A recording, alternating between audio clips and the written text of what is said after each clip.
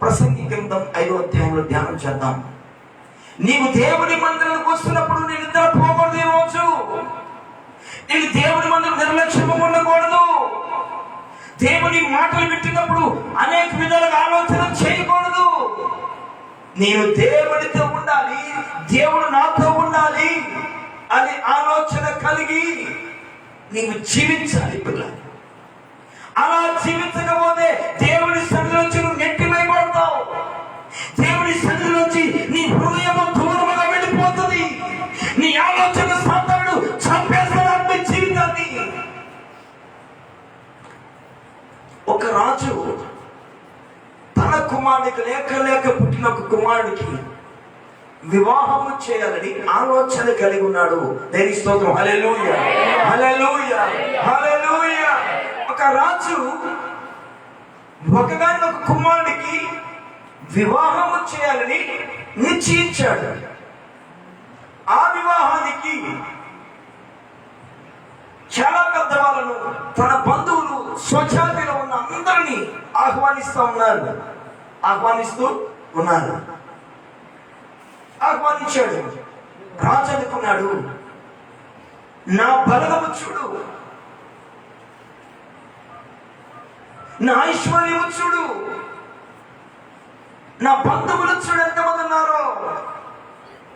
వీరిని బట్టి అతిశయిస్తా ఉన్నాడు రాజు. బంధువులను బట్టి, కలిగిన దాన్ని బట్టి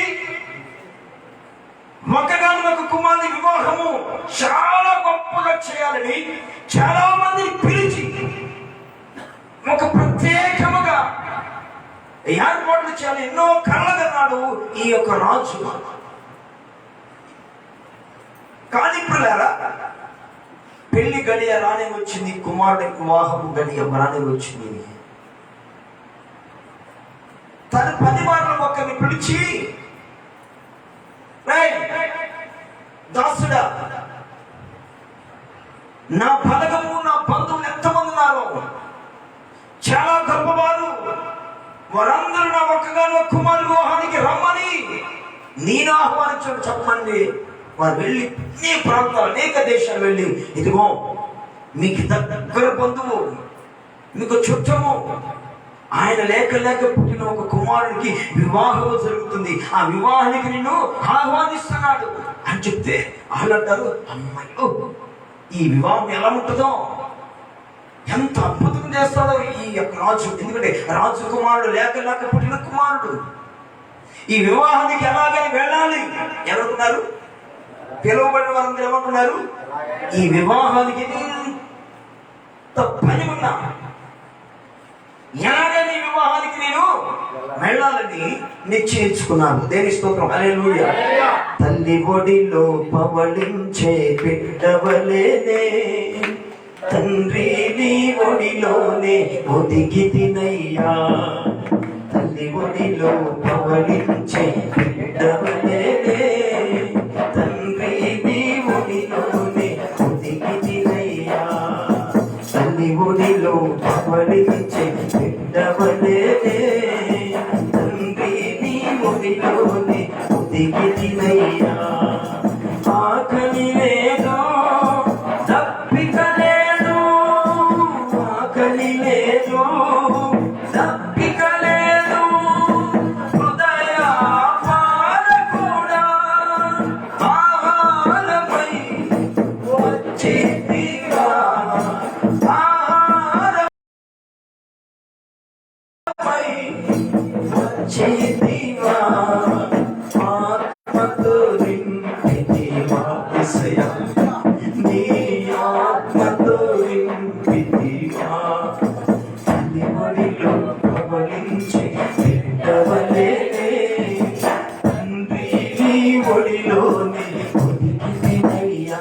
ఆమేన్. హల్లెలూయా, హల్లెలూయా, హల్లెలూయా. చాలా జాగ్రత్తగా ఉంది పిల్లలు.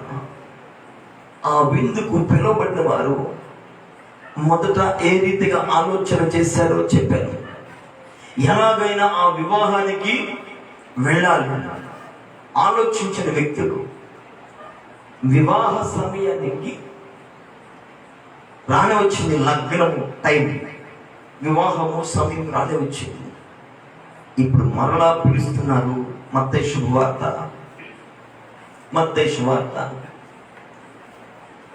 22వ అధ్యాయము 2వ వచనం. మత్తయి శుభవార్త 22వ అధ్యాయము 2వ వచనం. పరలోక రాజ్యము తన కుమారునికి పెండ్లు విందు చేసిన ఒక రాజును పోలి ఉన్నది. ఆ పెండ్లి విందుకు పిలువబడిన వారిని రప్పించుడు అతడు తన దాసులను పంపినప్పుడు వారు రానొల్లకపోయిరి. కాగా అతడు ఇదిగో నా విందు సిద్ధపరిచి ఉన్నాను, ఎద్దులను క్రొవ్విన పశువులను వధింపబడినవి అంతయు సిద్ధముగా ఉన్నది.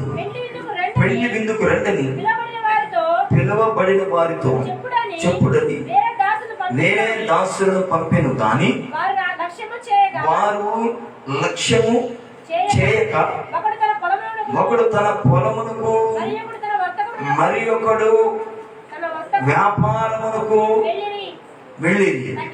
తక్కిన వారు అతని దాసులను పట్టుకొని అవమానపరిచి చంపిరి.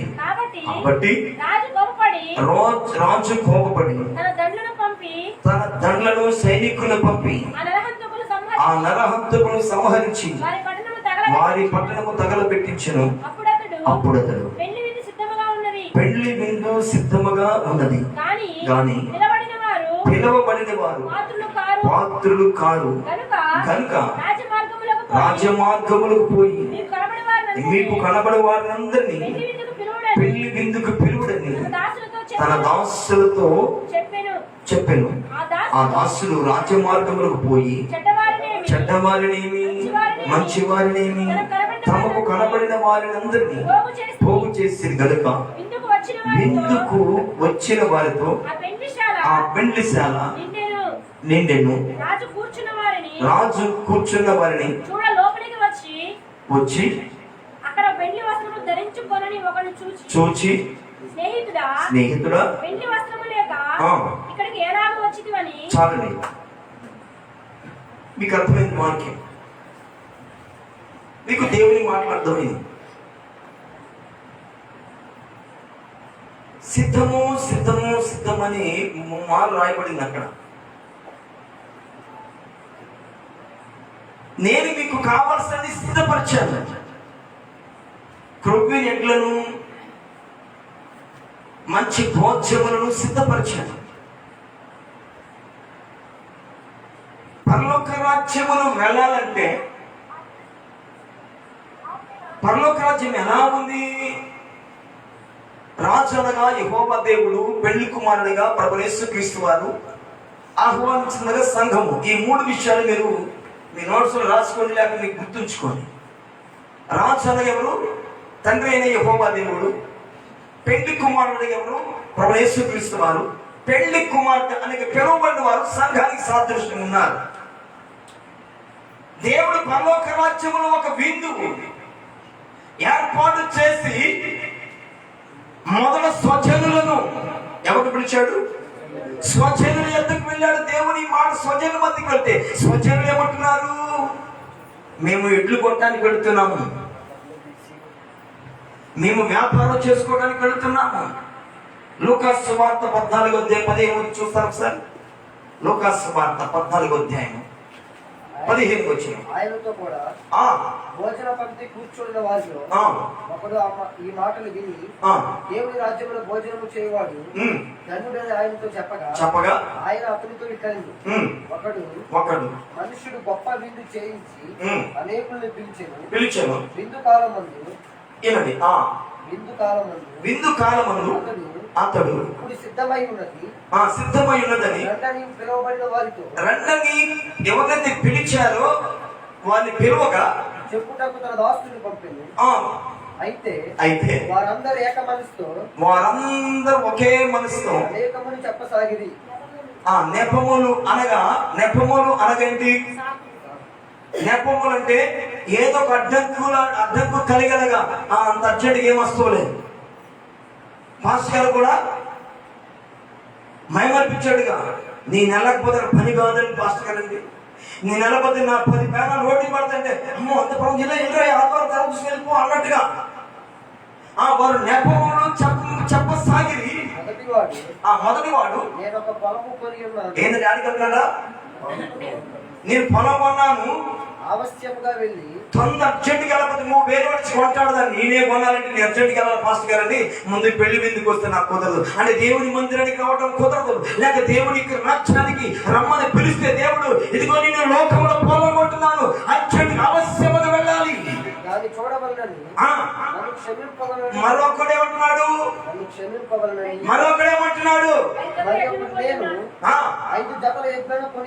ఎనుగోనంట. ఎందుకో లోకాన్ని కొనడానికి, లోక భూమి ఉండడానికి. దేవుడు మీకు రాజ్యం సిద్ధపరిచాను, పెళ్లి మీద ఏర్పడదే ఫలానా కుమారుడు రండిరా బాబు అని దేవుడు పిలుస్తుంటే వీడేమన్నా గొడవట్టుకునేవాడు గొడవ ఎత్తుకుంటా ఉంటాడు. ఎక్కడికి ఈ మనిషి బుద్ధి ఏం తెలుసా? ఏ కాడి కిందే. ఇక్కడ దొంగడికి ఏం బుద్ధి వచ్చింది? దొంగడికి దొంగ బుద్ధిలో ఉంటుంది.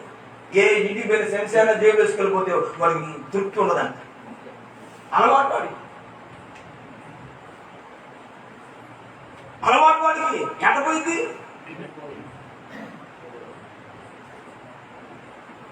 నాకు తెలిసిన పెద్దలు ఎమ్మెల్యే గారిని తీసి మేము కుర్చీలో కాలు ఇట్లా వేసుకోవాల్సింది. అది నాయన కాలు చేయమంటే నాకు అలవాటు అండి, అలవాటు రకరకాల అలవాట్లు.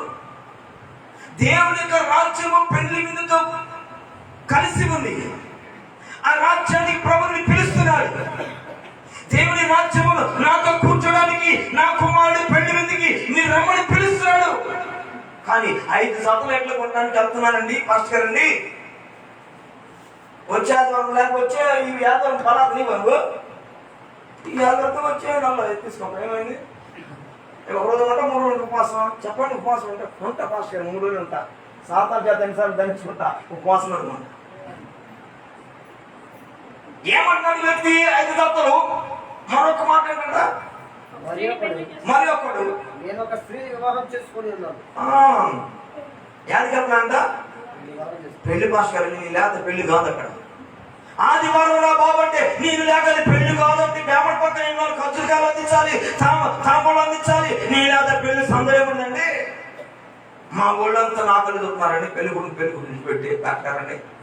మరి ఏమంటే పాస్టర్ గారు, అయ్యో నువ్వు లేకపోతే పెళ్లిగా ఉంటుందా, పెళ్లి కూడా నువ్వు పోనాయనా అని చెప్తాడు కదా. ఇలాగా సాకులు చెబుతున్నాడు. ప్రభునేసు క్రీస్తు వారు మిమ్మల్ని పరలోక రాజ్యము చేర్చుకోవాలని, పరలోక రాజ్యంలో మిమ్మల్ని గొప్పవాదిగా చేయాలని దేవుని ఉద్దేశం కలుగుంటే మనమేమి ఇక్కడ బిజీ అయిపోయినాం. పిల్లరా యోహాను సువార్త చూద్దాం ఒకసారి. మొదటి అధ్యాయం 11వ వచనం ఉంటుంది. ఆయన స్వజనుల మధ్యకి వెళ్ళాడు. ఎందుకు దేవుడు స్వజనులు ప్రేమించాడు తెలుసా? వారు నా ప్రజలు, రక్తము కాచి కొన్న బిడ్డలు, వారు నా రాజ్యానికి వచ్చే బిడ్డల్ని. గొప్ప ఆశతో దేవుని యొక్క వాక్కు నీ మధ్యకి వస్తే నీవేమో ఎడ్లు కొంటాను, పెళ్లి చేసుకుంటాను, భూమి కొంటాను, సమయం లేదంటున్నావు. దేవుడు అంటున్నాడు యోహాను సువార్త మొదటి అధ్యాయం 11వ వచనంలో, యాడికి వెళ్ళాడట? తన ప్రజల మధ్యకి దేవుడు వచ్చాడు. దేవుని స్తోత్రం. హల్లెలూయా, హల్లెలూయా. తన స్వకీయులంటే ఎవరు? నీవైన సొంతం. నువ్వు అందుకు పెట్టావు ఇక్కడ. ఏం పెట్టావు? మీరు చెప్పండి ఏం కదా? మీరు ఎవరి సొత్తు? పాస్టర్ గారి సొత్తు కాదు, పాస్టర్ గారి సొత్తు కాదు, ఎవరి సొత్తు కాదు, దేవుని సొత్తు. మీరు ఎలా దేవుని సొత్తు అంటే ఆయన స్వరక్తం ఇచ్చి నిన్ను కొన్నాడు. ఏం చేశాడు? నిన్ను కొన్నాడు. డబ్బులు పెట్టి కొనుక్కున్నాను. ఇక నా ఇష్టం.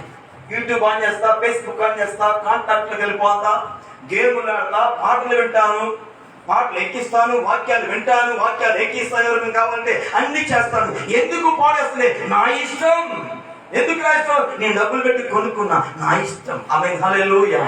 అందుకే దేవుడు అన్నాడు, నా ఇష్ట ప్రజలు వీళ్ళు, నేను ఇష్టపడిన బిడ్డలు, నా ఇష్టపడిన జాతి, నా బిడ్డలు, నా కుమారులు, నా కుమార్తెలని ఆయన బహుగా ఆనందపడి నిన్ను పిలిస్తే నీవేమో దేవునికి ఏర్పించడానికి ప్రారంభించావు. యోహాను సువార్త చదవండి ఒకసారి. ఆయన స్వకీయులు అంటే అర్థం ఏంటి? సొంత వారు. ఎవరు వాళ్ళు సొంత వాళ్ళు? యేసయ్యకి మీరు సొంత బిడ్డలు. మీకుందా యేసయ్య నా సొంత తండ్రిని అనగలవా? కల్తీ మనుషులం. ఏ కల్తీ లేని యేసు భగవాన్ అంటున్నాడు, మీరు నా సొంత బిడ్డలు అంటున్నాడు. తన స్వకీయుల యొద్దకు వచ్చెను. ఆయన స్వకీయులు ఆయనను అంగీకరింపలేదు. ఏంటంట?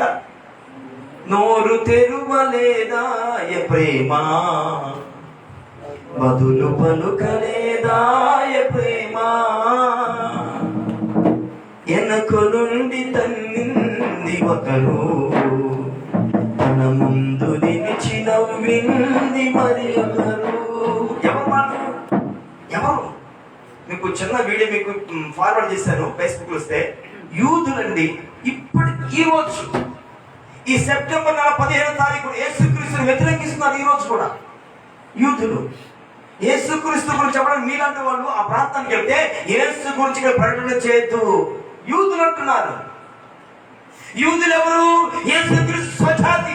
మీరెవరు? యేసుక్రీస్తు స్వజాతి. కానీ మనము దేవునికి అవమానం చేస్తున్నాము, సువార్త చేస్తున్నాము, సువార్త ప్రకటిస్తున్నాము, సువార్త వింటున్నాము, కానీ దేవునికి వ్యతిరేకమైన ఆలోచనలు. అందుకే దేవుడు అంటాడు, నోరు తెరవలేకపోతున్నారు, అనేకులు పిలుచుకున్నాను, ఎవ్వరు రావడం లేదు నా రాజ్యానికి. నా రాజ్యాన్ని రావడానికి నీ ప్రాణం పెట్టి రక్తము కాల్చాను, కానీ ఎవరు రావడం లేదు. ఇది దేవునికి బాధ.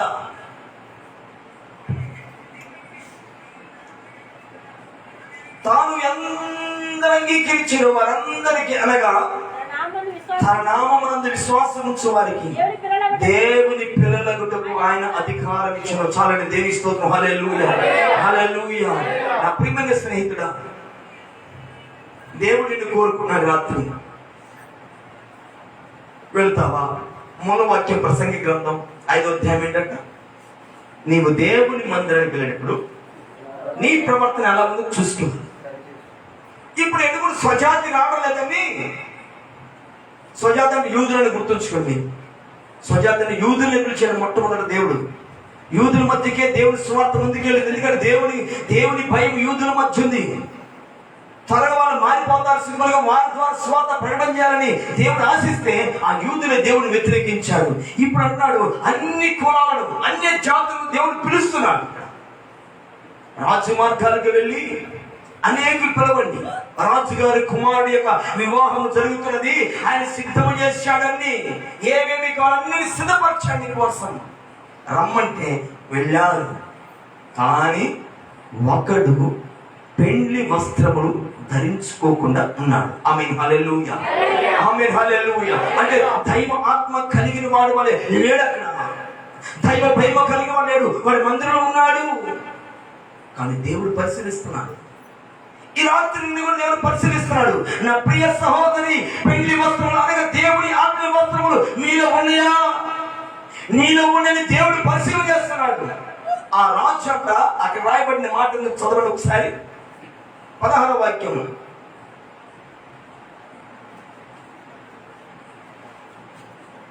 మత్తయి శుభవార్త చదివిన వాక్యం 22:11. రాజు కూర్చున్న వారిని చూడ లోపలికి వచ్చాడు. ఆమేన్, హల్లెలూయా.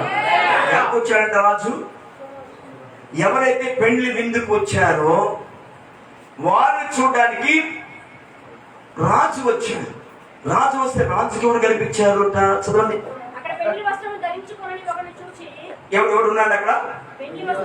పెండ్లి వస్త్రములు ధరించుకొనని వాడు ఒకడిని చూచి ఏమన్నాడు దేవుడు?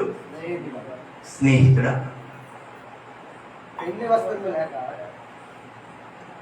నీకు ఒక ఆత్మీయ వస్త్రం ఉండాలి. అందుకే 70 సంవత్సరాలు నీకు ఆయుష్యం ఇచ్చాడు. ఎందుకు ఇచ్చాడు ఆయుష్యం? ఆత్మీయ వస్త్రములు సంపాదించుకోవడానికి, ఆత్మీయ వస్త్రములు సిద్ధపరచుకోవడానికి దేవుడు ఆయుష్, ఆరోగ్యాన్ని చిన్ను సప్రదంగా నడిపిస్తా ఉన్నాడు. కానీ నీవు దేవుని రాజ్యం ఆసనమైన నువ్వు పెండ్లి వస్త్రాలు ధరించుకోని ఒక అమాయకుడు వలె, అమాయకురాలు ఉన్నావు. కానీ పెండ్లి వస్త్రాలు ధరించుకున్న వాడు వలె నువ్వు కనిపించావు. ఇప్పుడు రాజు అన్నాడు, స్నేహితుడా, ఎలా వచ్చావు? హల్లెలూయా. ఎలా ఉన్నాడంట అతను? ఎలా ఉన్నాడంట? నా ప్రియ స్నేహితులా, నా ప్రియమైన దేవుని పిల్లలా, ఒకరోజు నువ్వు పట్టబడతావు. పెండ్లి వస్త్రములు లేక ఆధ్యాత్మిక సంబంధమైన ఆలోచనలు లేకపోతే ఒకరోజు దేవుడు నిన్ను విడిచిపెడతాడు. రాజు అందరూ తేలి చూస్తున్నాడు, ఇతను ఎలా ఉన్నాడు, ఇతను ఎలా ఉన్నాడు, ఇతను చూస్తున్న దేవుడు అయినా ప్రతి ఒక్కరిని గమనిస్తున్న దేవుడు రాత్రి, ప్రతి హృదయాన్ని పరిశీలిస్తున్న దేవుడు రాత్రి. ఎవరు ఆత్మీయ చింత కలిగి, ఆత్మీయ భారము కలిగి, ఆత్మల వేదన పడుతున్నారో వాళ్ళ హృదయాలు దేవుడికి తెలుసు. ఎవరికి పైకి వింటున్నట్టు ఉండి హృదయాలు నిద్రపోతున్నాయో దేవుడికి తెలుసు. ఓ స్నేహితుడా, స్నేహితురా, ఎందుకు మోసపోతున్నావు? వెంటనే ఆ దాసుని పిలిచి, వీడికి పెండ్లి వస్త్రాలు లేవు గనుక పెండ్లి విందులో కూర్చునే అవకాశం లేదు. నా ప్రియ తెలిపెట్టినారా, మీరు అలా ఇంటున్నారో నాకు తెలియదు. అదే సిచ్యువేషన్ నువ్వు ఉంటే ఏమన్నాడు రాజు? వీని కాళ్ళు చేతులు కట్టివేసి వెలపోటి చీకటిలోకి త్రోసివేయండి. ఓ మై గాడ్, ఆమేన్, హల్లెలూయా, హల్లెలూయా. నువ్వు ఉన్నాయా పెళ్లి వస్త్రాలు? తల్లి ఉన్నాయా? సోదరుడు ఉన్నాయా పెళ్లి వస్త్రాలు? లేక నువ్వు చీకటిలో పళ్ళు కొరుకుతూ ఏడుస్తూ ఉంటావు. ఎందుకు ఈ ఆన్లైన్ ప్రార్థనలు, ఆదివారాలు ఎందుకు, బుధవారం శనివారం ఉపవాస ప్రార్థనలు ఎందుకో తెలుసా?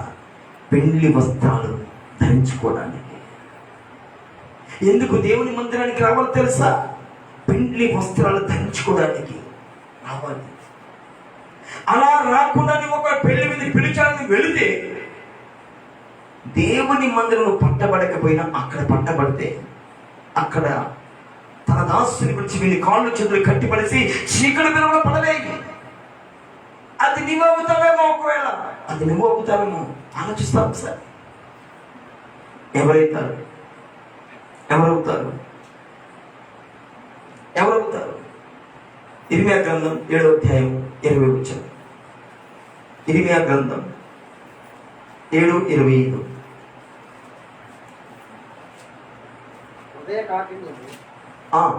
అనుసరించి నడుచుచూ వచ్చింది.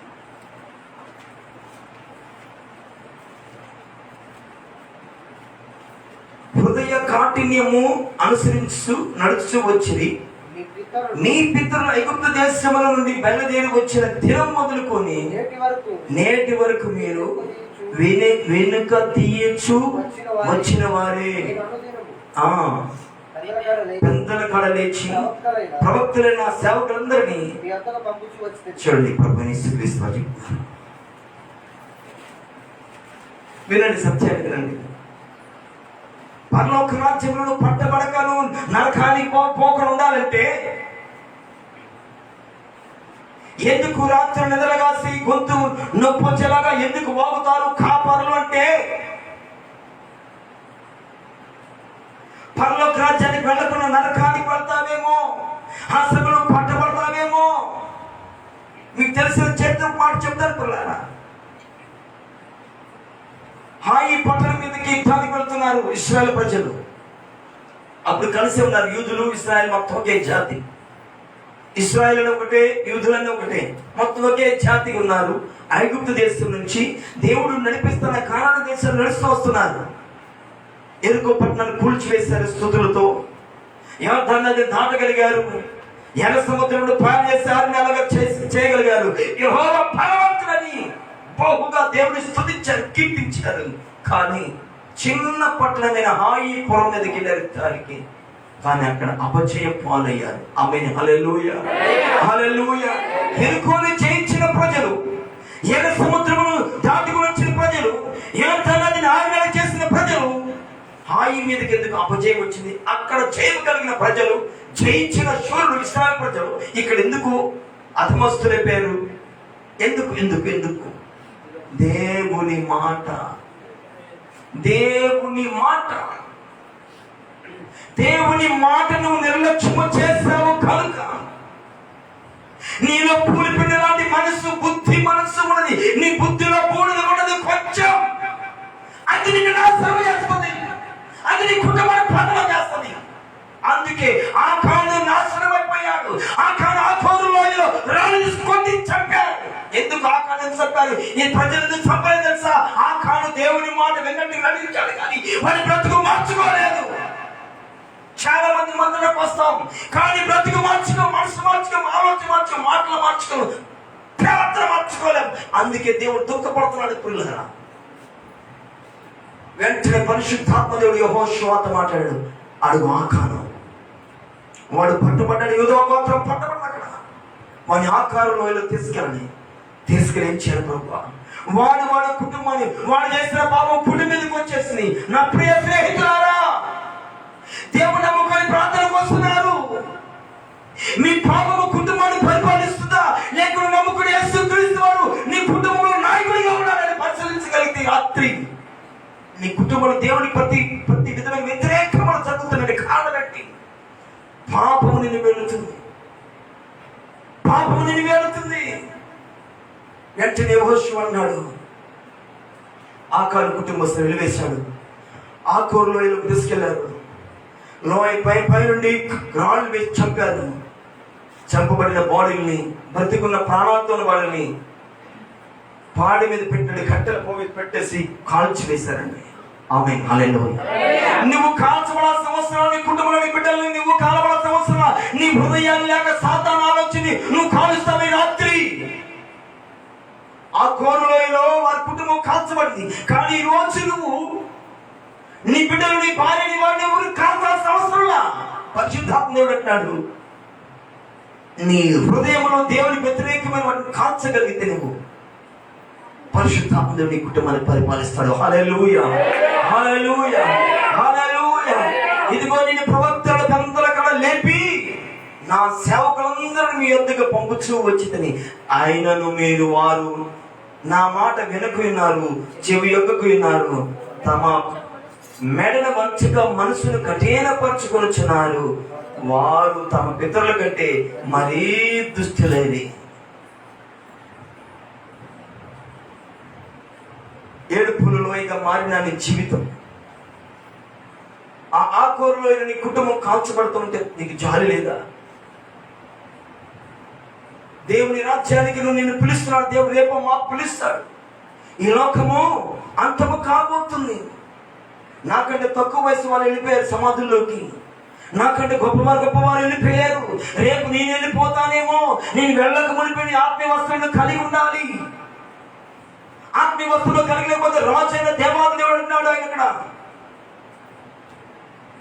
భూలోకములు 70-80 సంవత్సరాలకు ఐశ్వర్య ఆరోగ్యం ఇచ్చాను, ఈ పెళ్లి వస్త్రాలు ఏమి చేసుకున్నావు?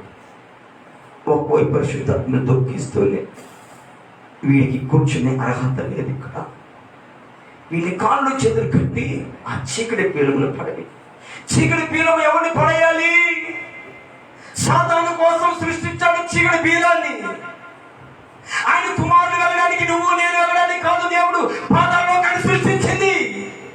దేవునికి వ్యతిరేకమైన దురాత్మలను బంధించడానికి ఆ స్థలాన్ని దేవుడు సృష్టిస్తే ఈరోజు కన్న కుమారుని ఇప్పుడు చనిపోయాడు చూస్తారా? అక్కడ చెప్పే సాక్ష్యం దేని స్తోత్రం. హల్లెలూయా, హల్లెలూయా, హల్లెలూయా, హల్లెలూయా. నా క్లాసు ఆ బ్రదర్ దగ్గరికి వెళ్ళాను. నేను నా తోడు సోదరులు బాబు గారు వెళ్ళాము. వాడు పెళ్లి కొడుకులా కొనుక్కున్నాడు. బాగా ఏంద్రాబాయ్ ఎలా ఉందంటే బాగానే ఉందన్న. బాగానుందా? అరే బయట నీ పిల్లలు అందరూ ఎడుతున్నారా బాబు అనుకుని మనసులో పెట్టుకుంది, మాట్లాడి మనసులో పెట్టుకున్నా. ఇలా బుట్టడు వచ్చాడు. కొడుకు వచ్చేసాడు. వాళ్ళమ్మ చేపట్టి మోస్తే అడుగో నాన్న అంటున్నాడు వాడు. ఇక నా హృదయం మండింది. రైట్ ఆ బెడ్ మీద కూర్చోడు సేమి జరిగేలా అడవుడు అన్న కొడుకు అండి అన్న కొడుకు అని అన్నాడు. అది నువ్వు చచ్చిపోతావు, వాడు ఎవడు నాన్న పిలవాలరా? ఇప్పుడు వస్తున్నావు, వాడు రేపోతే నాన్న అని పిలవడానికి ఎవడున్నాడు చెప్పు. ఇది కాస్త నువ్వు తాగేటప్పుడు ఆలోచిస్తే నీ జ్ఞానమేది. ఇప్పుడు ఎడుతున్నాడు ఆ మాటతో. అంతమంది పెళ్లి కొడుకులకే బాగానే ఉందంటే గోలి కూడా కలుపుకున్నారంటే అందులో మాట్లాడండి. ఏం కలుపుకున్నారంట? అర్జెంటు సావాలి, సాగులో అర్జెంటు. ఏంటి ఎట్టిపోతుంది ఇది మానవ జీవితం? అది గడ్డి ముందు ఆగచ్చుగా.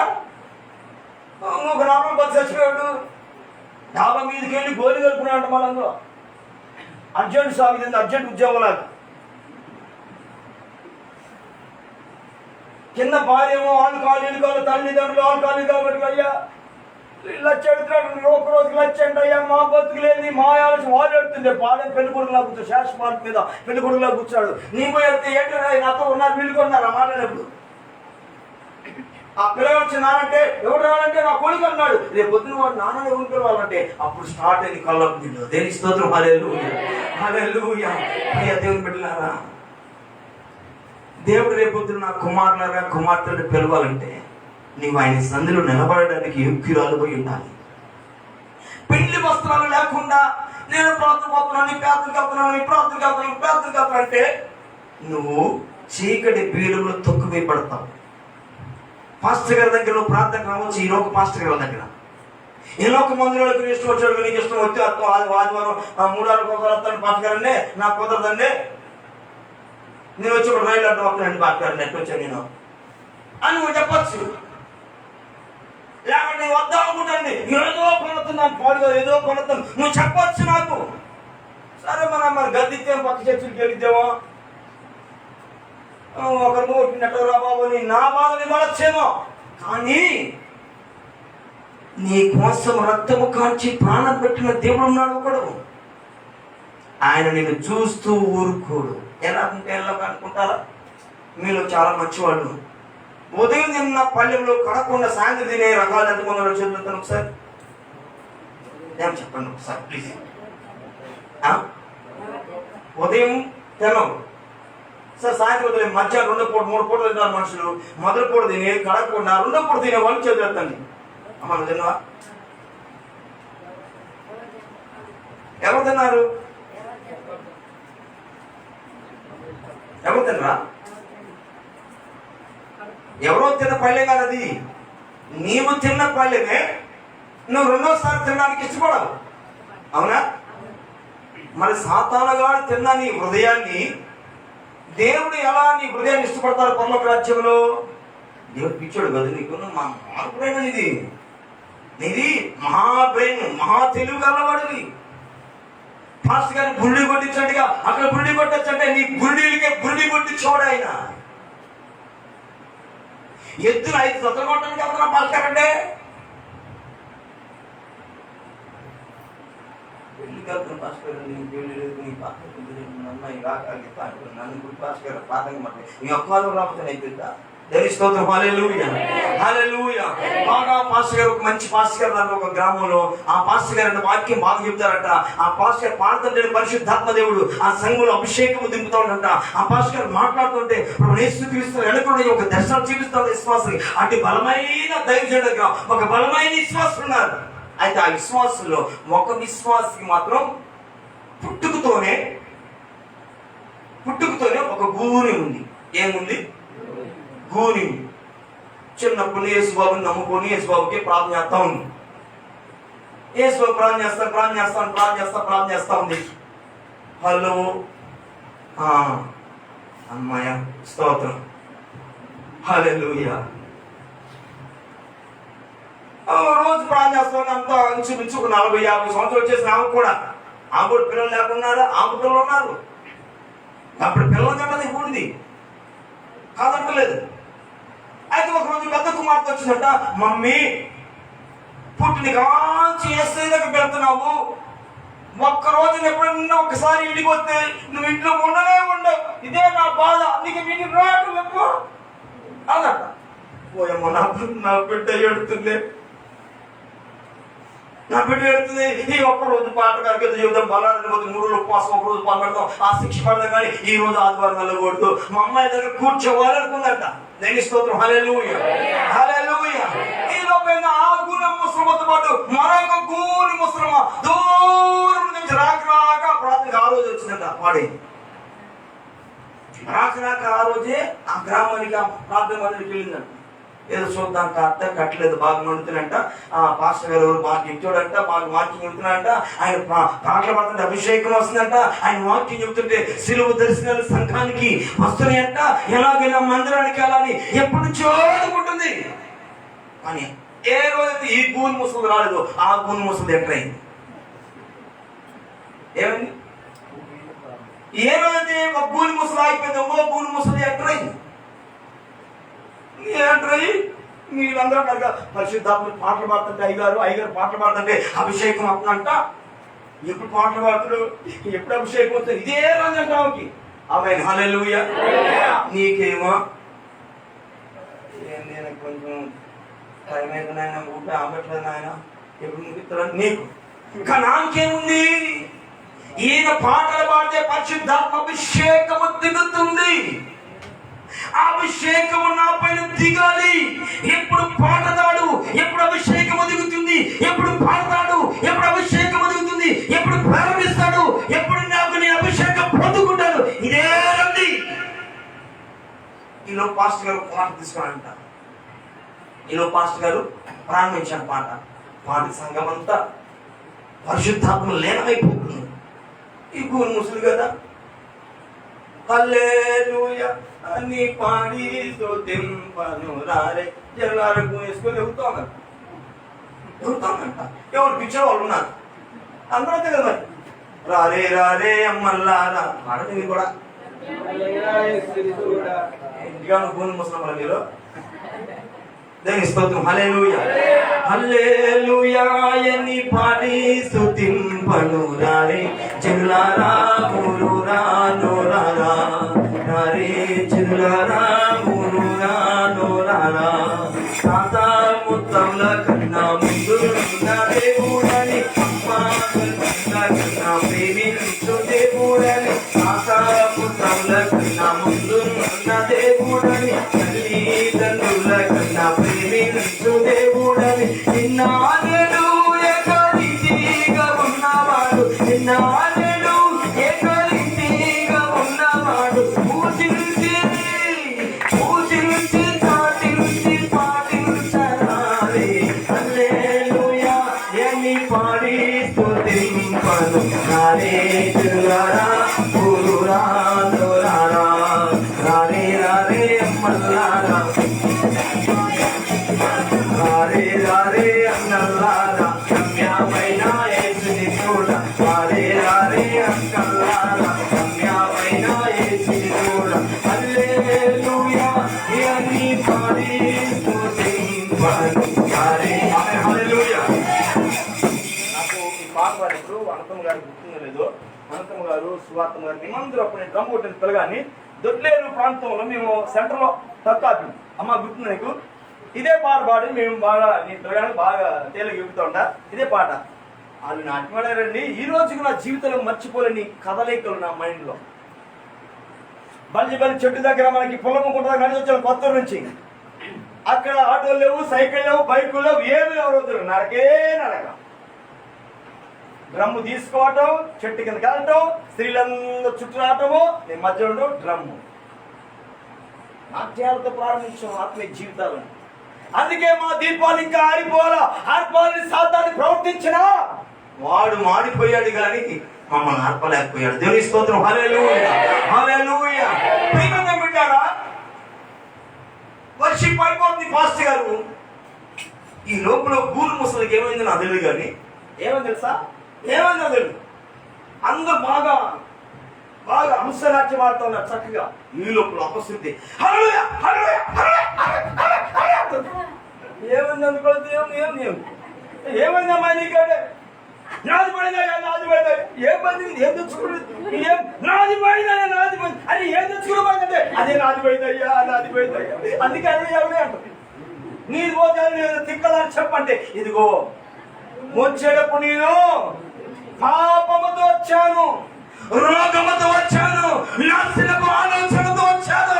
కానీ పరిశుద్ధాత్మ దేవుడు ఆయన సన్నిధిలో పుట్టి స్వస్థపరిచిన దేవుడు. దేని స్తోత్రం. హల్లెలూయా హల్లెలూయా. ఆయన స్తుతించుకుని ఉండలేను. మా అమ్మ కడుపు నుంచి వచ్చి ఎప్పుడు వచ్చింది దీని పాడు కానీ మాయరోగం. ఏ రోగమ్మా? గూని రోగం. అమ్మ కడుపులో వచ్చింది రోగం. ఇప్పుడు పోయింది. అందుకే దావీదు అంటాడు, నా తల్లి గర్భము నుండి తీసిన వాడవు నీవే. తల్లి గర్భము నుండి నేను తీసిన వాడవు నీవే. నా తల్లి గర్భము ధరించిన మొదలుకొని నాకు ప్రాపకుడవు నీవే. ఆమేన్, హల్లెలూయా. నన్ను రక్షించిన దేవుడు నీవే, హల్లెలూయా. నన్ను కాపాడిన దేవుడు నీవే, హల్లెలూయా. ఇప్పుడు ఈ ముసలి బైబిల్ తీసుకొని ఏం పడుతుంది? ఇప్పుడు బాగా బయట పెట్టుకొని ఇంకా ఇంకే చెప్తే స్వస్థ వచ్చేసి పాపమైంది కదా, ఇంకేం పడుతున్నాయి? ఒక్కడే యేసు ఒక్కడే తిరుగుతా పోతున్నా. మీడియాలో పాటు దీనికి సంతోషం చూసుకోవాలన్నమాట. ఆమెకు తెలుసు సంతోషం ఎలా వచ్చిందో పొందుకున్నా తెలుసు. పొందుకున్నాడికి తెలుసు. నిద్రపోతుకి ఏం తెలుసు? ఈ రాజ్యంలో ఈ యేసు నామములో సంతోషము. వాళ్ళంటే ఏం చేయడం మొత్తుకున్నారు నైట్ నిద్రపోతున్నా. వాళ్ళు మీరు కొంత నిద్రపోయేవాడు. ఏది మొత్తుకోవచ్చు నిద్రపోతే ఇంటికి అనుకుంటా. కానీ యేసు నామములో శక్తిని చూసిన వాడు మౌనంగా ఉండడు. అపోస్తల కార్యాలు 3వ అధ్యాయం. అపోస్తల కార్యాలు 3వ అధ్యాయం. అక్కడ ఒకడు గొంతులు వేస్తున్నాడు. ఆమె ఎందుకు వేస్తున్నావు? ఎందుకు గొంతులు వేస్తున్నావు అంటే పుట్టిన మొదలుకొని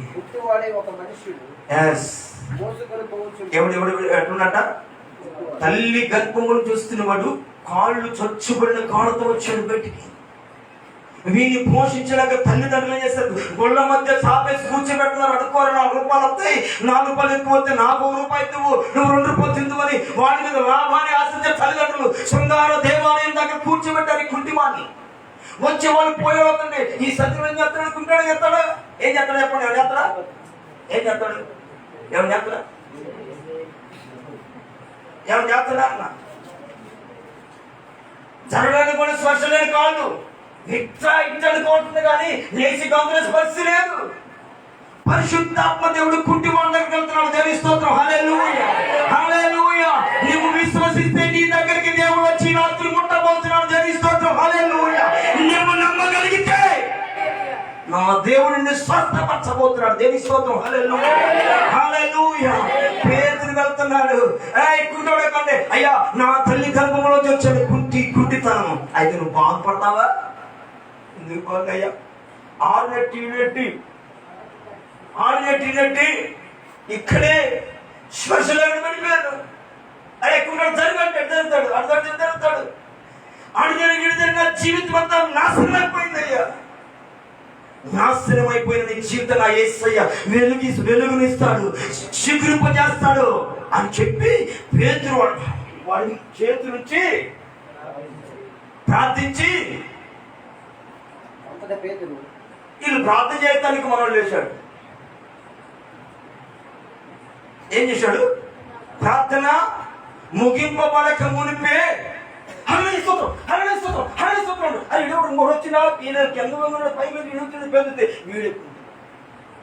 ఊడవలన్నారంట.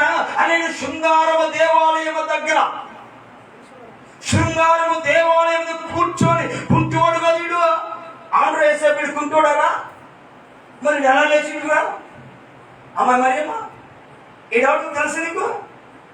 ఎవడన్నా అడుగుగా శృంగార దేవ చర్చి దగ్గర అడుక్కుంటాడు కానుకలు ఆడే కదా అన్నది. ఎలా ఎలా ఎలా ఎలా ఆడంటాడు, నా యేసు నన్ను స్వస్థపరిచాడు. పేతురు అంటాడు, అరే ఈ సంగతి ఎక్కడ చెప్పాలంటే చెప్పకూడదు బాబు. ఏమంటాడు? మరి మీరేంటారు బాబు చెప్పండి అన్నాడు. నేను అన్నా సిగ్గు అన్నా, నేను మొత్తం మందిరాడు మా ఇంటి పక్కన నీ బీడవను. ఆమేన్, హల్లెలూయా, హల్లెలూయా. పేతురు అంటున్నాడు, అరే బాయ్ నువ్వేం చెప్పేవారు సువార్త ఇద్దరు చెప్పమాకంటే నేను చెప్పకుండా ఎలా ఉంటానయ్యా? ఎలా ఉండకుంటుంది? ఉండగలవా? చెప్పకుండా ఉండగలవా? పేతురు పాస్టర్ గారు అంతేనండి. అలానే పోయి హల్లెలూయా హల్లెలూయా అన్నాడు. ఏంటంటే యేసుని బాగు చేశాడు. ఆమేన్, హల్లెలూయా. దావీదు కుమారుడా నన్ను దాటిపోకయ్యా, నజరేతువాడా నన్ను విడిచిపోకయ్యా, నీవు తప్ప నాకు ఈ లోకములో ఎవరు రారయ్యా, నీవు తప్ప నాకు ఎవరికి లేదయ్యా. దావీదు కుమారుడా నన్ను దాటిపోకయ్యా, నజరేతువాడా నన్ను విడిచిపోకయ్యా. గుడివాడినయ్యా నా కన్నులు తెరువవా, గుడివాడినయ్యా నాకు స్వరములీయవా, గుడివాడినయ్యా నాకు నడక నేర్పవా, గుడివాడినయ్యా నాకు నడక నేర్పవా. దావీదు కుమారుడా నన్ను తామే. హల్లెలూయా, హల్లెలూయా. దేవుని కలిగిన వాడు మౌనం ఉంటాడా? మౌనం ఉంటాడా? మౌనం ఉంది దేవుడే. దేవుని బిడ్డను సాతాగడు అంటాడు. నువ్వు సైతాన్ని ఇష్టపడవా? ముందు ఒక బ్యాచ్ ఎందుకు లేదు? దేని చెప్తాను నేను బ్యాచ్, దేని చెప్తాను నేను బ్యాచ్ కూడా శిష్యుల్లో ఉన్నారు. యేసు ప్రభుత్వ యేసు ప్రభులు ఎప్పుడు పెద్ద మంగళ పోతారు, అదే ఒకటి దిగింది. ఏది ఇల్లు కన్నా తెనాలు రాసి శిష్యులు దాకా పిల్లలు వేసుకొని వస్తాడు. ఏమైందంటే దేవుడు అందరూ వేయాలి. ఓ అల్ప విశ్వాసుల, అల్ప భక్తుల, ఎంతకాలం నేను మీతో ఉంటాను, చేయుద్ధం నేను మీతో ఉంటాను. ఆమేన్, హల్లెలూయా, హల్లెలూయా. మరొకడు కేకలేస్తున్నాడు. ఎవరో వ్యక్తి? గుడ్డివాడు. గుడ్డివాడు కేకలు వేస్తుంది. ఏమని? దావీదు కుమారుడా నీవు నన్ను దాటిపో. ఈ రాత్రి నువ్వు నిజంగా పెళ్లి వస్త్రాలు, అన్ని వస్త్రాలు, చిరిగిపోయిన నీ వస్త్రాలు, పాడైపోయిన నీ వస్త్రాలు, నల్లగా మసిబారిపోయిన నీ ఆత్మీయ వస్త్రం, భక్తి జీవితం నువ్వు గ్రహిస్తే నువ్వు కేక వేయాలి. రాత్రి ఏమని కేక వేయాలి తెలుసా? దావీదు కుమారుడా నన్ను దాటిపో. మాకు దాటిపోతే నేను పళ్ళు కొరికే స్థలానికి వస్తుంది, నరకములో గెలవలో చీకటి పీలములో నేను బంధించబడతాను కనుక నన్ను దాటిపో మాకని కేకలు వేయాలి. పేతురు ప్రార్థన చేయకపోతే వాడు బ్రతుకంతా కుంటి బ్రతుకు, వాడు బ్రతుకంతా కుంటి బ్రతుకు. మరి నువ్వు దేవుని మందిరకు వస్తుంది, నీ ప్రవర్తన ఎలా ఉంది?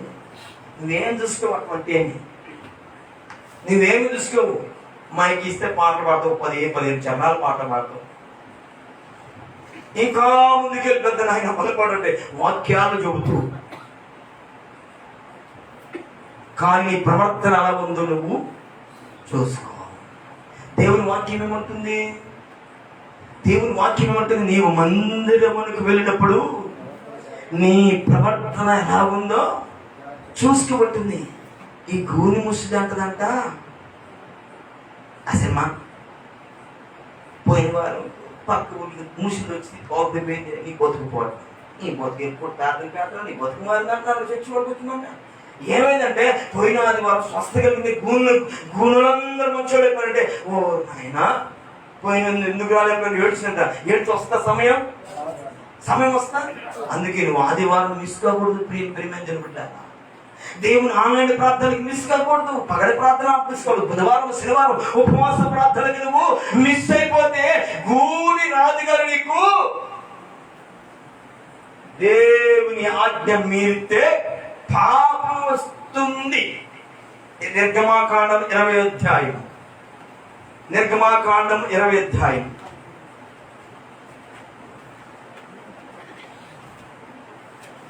నిర్గమాకాండం 20వ అధ్యాయం. ఏమండి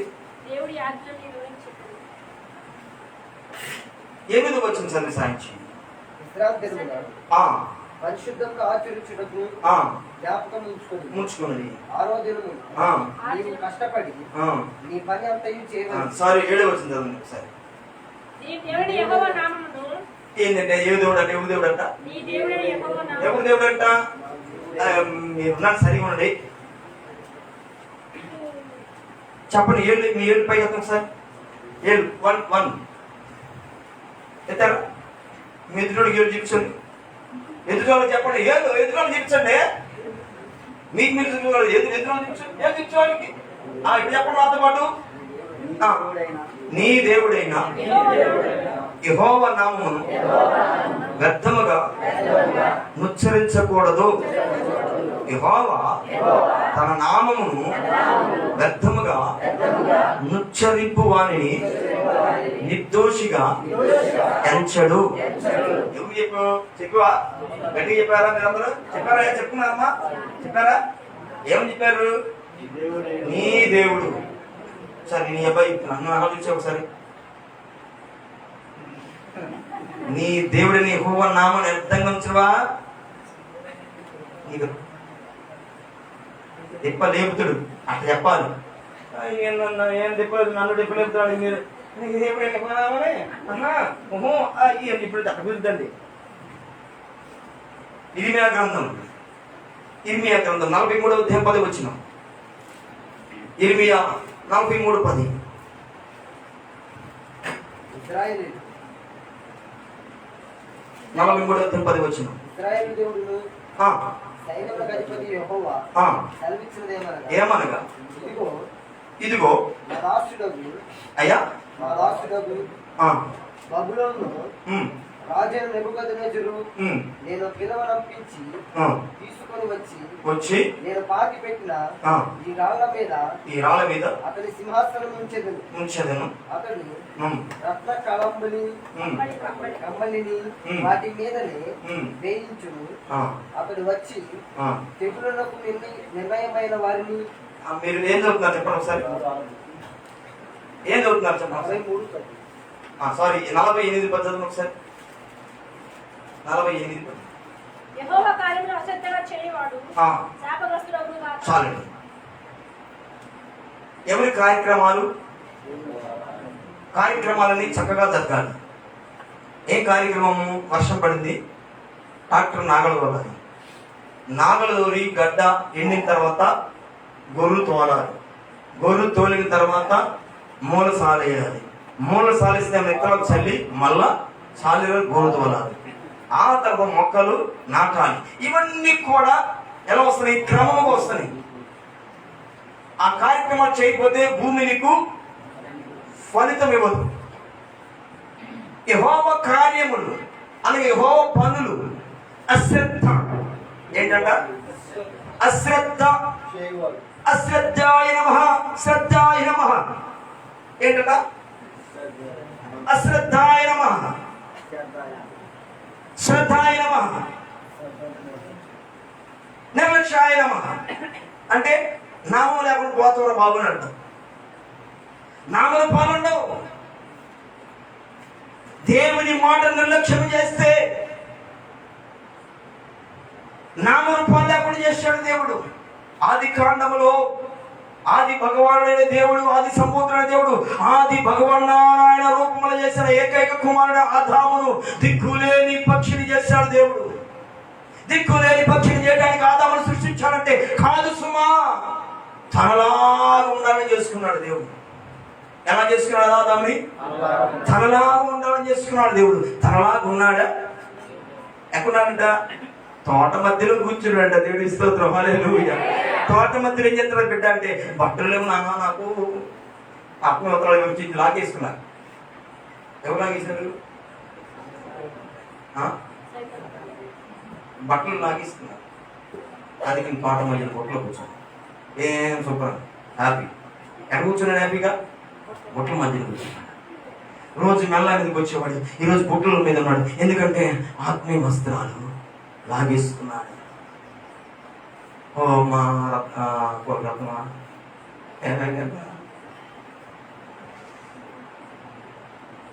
ఏమని ఆత్మీయ వస్త్రం ఉన్నాయి, చిరిగిపోయి.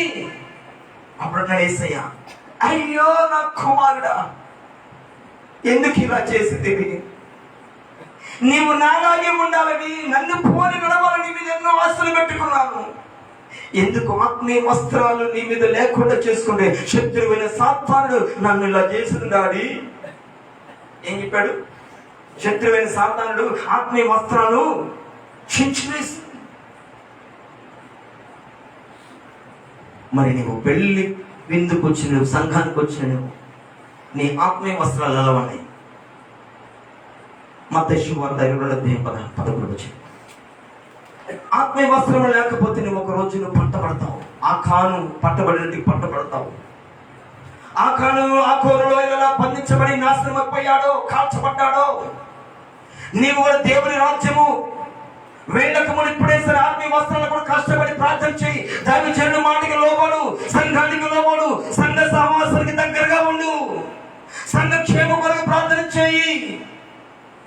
ఆత్మీయ వస్త్రాలు గొర్రె పిల్ల రక్తములు ఉతుక్కో. అలా కాకుండా ఇంకా నువ్వు దేవుని మాటలు విని నిర్లక్ష్యం చేస్తే నువ్వు పట్టబడతావు. నీవు పట్టబడతావు.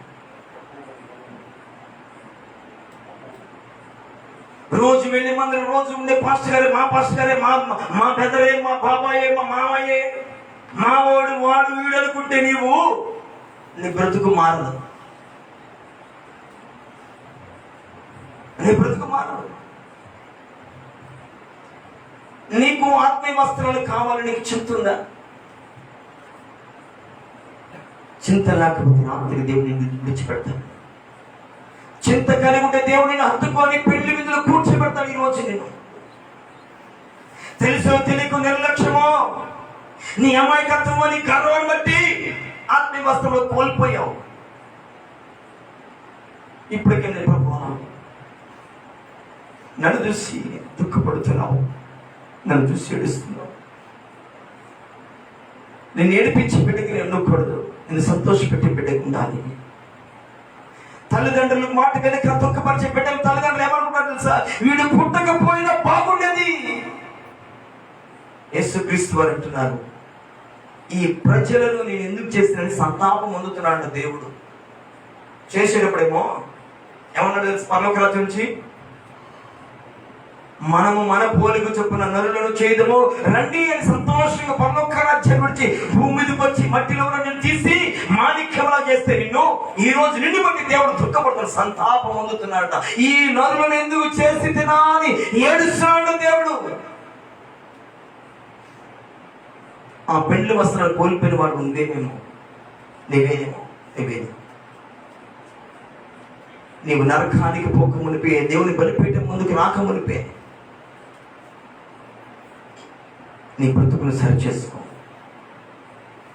నీవు మందిరమును పోతున్నప్పుడు నీ ప్రవర్తనలందో చూసుకో. ప్రతి చెక్ చేసుకోవాలి. ప్రతి పొలానికి ఇప్పుడు ఏ మందు కొట్టాలి, కారుకు డ్రైవింగ్ చేసేటప్పుడు ఆయన ఉన్నా లేదా, బ్రేక్ ఉన్నాయో ఒక వచ్చి పని చేస్తా చేయడం, టైర్స్ బాగున్నాయో ఇవన్నీ చూసుకొని ఎక్కుతారా? పొరపాటు బస్సు డ్రైవర్ తాగి ఉన్నాడు సంగతి తెలిసి బస్సు ఎక్కుతారా? ఎందుకో యాక్సిడెంట్ జరిగింది, ప్రమాదం చేస్తున్నాడు.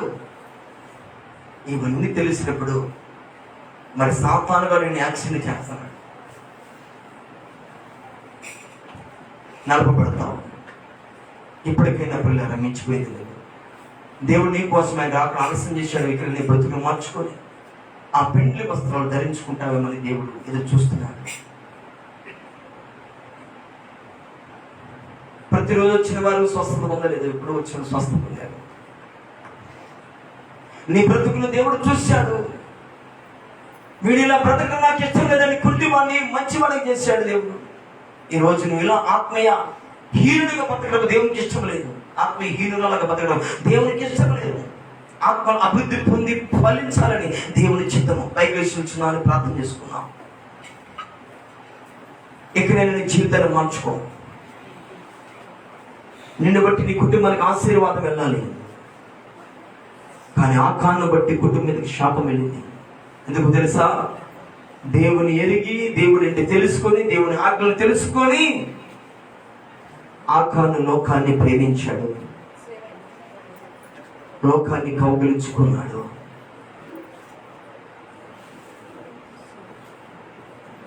దైవాత్మను కోల్పోయి ఆత్మీయ వస్త్రాలను పాడు చేసుకున్నాడు. అట్టివాని ఆ రాజు తండ్రి అయిన దేవుడు వాని చీకటి బీలుగులో కాళ్ళు చెదురు కట్టి పడేయండి. సోదరుడా, ఆత్మీయ వస్త్రాలలో ఉన్నాయి. దేవుని ఆత్మ నీలో ఉన్నదా, తొలగిపోయిందా? దేవుని ఆత్మ జీవితం మనలో ఉందా? తొలగిపోయిందా? పరిశుద్ధాత్మలో ఉండబట్టి తొలగిపోతున్నాడు. అయ్యో, వీరు నా సొత్తు అనుకొని నా స్వరక్తం చేత కొనుక్కుంటే శత్రువుని అపవాదిగాడు మాటలు విని వారి ఆత్మీయ వస్త్రములు పాడు చేసుకున్నారు. నా ప్రియ స్నేహితులారా, ఎంతకాలం దేవునికి బాహ్యంగా దగ్గరకు వచ్చి ఆత్మలు దూరం ఉంటాం? మందిరానికి వచ్చి నీ ప్రవర్తన ఎందుకు సరి చేసుకోలేకపోతున్నావు? ఇక నేను నీ జీవితాన్ని మార్చుకో.